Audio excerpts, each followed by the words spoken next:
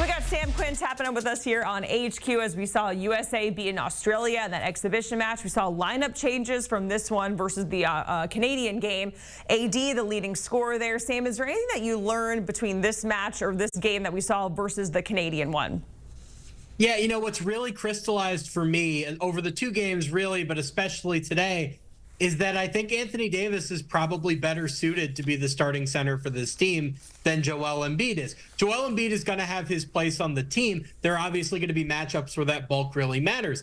But what we saw from Anthony Davis today, the 14 rebounds, he's so much more impactful near the basket in a FIBA setting where goaltending rules aren't as strict, where you can grab the ball off the rim on either end of the court, where he's more mobile defensively.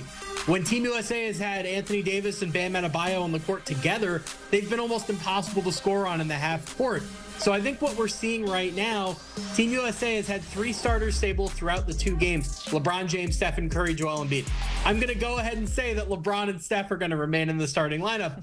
I wonder if it's worth considering Anthony Davis, who's a bit more of a fit on a team with a lot of shot creation than Embiid is. They don't need that post scoring quite as much in the starting lineup. But if you put Davis in, you get more of that lob threat. You get that mobility. You get that rebounding. So far, he's been a better fit on the court, and I wonder if that's something that Steve Kerr is going to tinker with in these exhibition games. Yeah, we just saw the graphic there, standout performance not only from AD, but also Book and LeBron. Someone who did not play was Kevin Durant, missed this exhibition because of a calf strain, also missed practice on Saturday. Now, Steve Kerr doesn't seem to be too worried about it, but Sam, if you're reading between the lines, are you worried about Kevin Durant and this calf strain?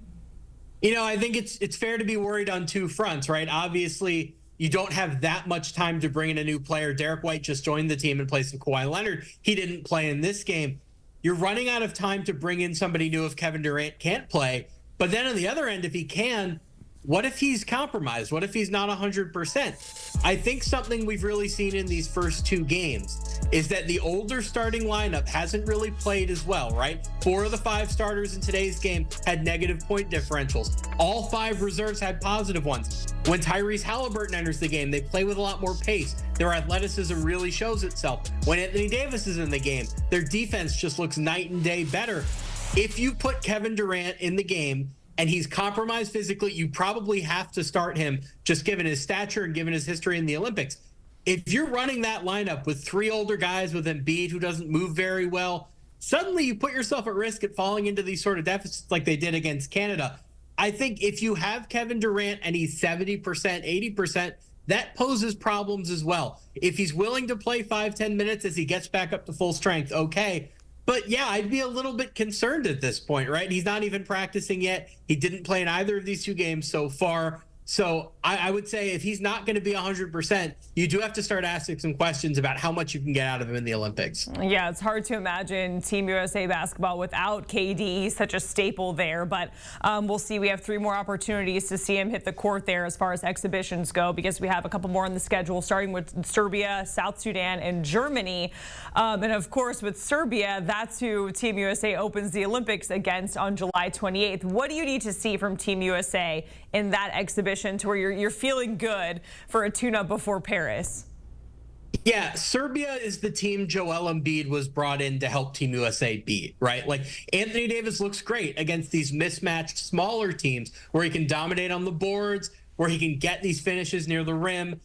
When you play Serbia, you need to have somebody who's strong enough to defend Nikola Jokic one-on-one. If you double Nikola Jokic, he's going to beat you as a passer. Joel Embiid is much bulkier. He's much better suited to defending Jokic in this setting. Anthony Davis has obviously had a lot of problems with Jokic in the playoffs in the NBA. So look, right now, Anthony Davis has been the best center on this team so far. I think there are going to be a lot of matchups where Anthony Davis makes more sense as the starting center. But in this one specifically, maybe the most important single matchup Team USA is going to have in the Olympics, this has to be the Joel Embiid matchup. He has to be able to, if not win his matchup against Jokic, at least play him somewhat evenly. All right, and of course that exhibition is at noon, or on Wednesday at noon, I should say. Sam Quinn joining us here on HQ talking about Team USA basketball beating Australia in the latest exhibition. Thanks so much, Sam. We appreciate it, and getting a look at the odds to win a gold medal at the 2024 Olympics in terms of men's basketball. The USA, the Stars and Stripes, they are heavy favorites at -550. Of course, they will be in action. They're playing Serbia in Abu Dhabi on Wednesday at noon Eastern.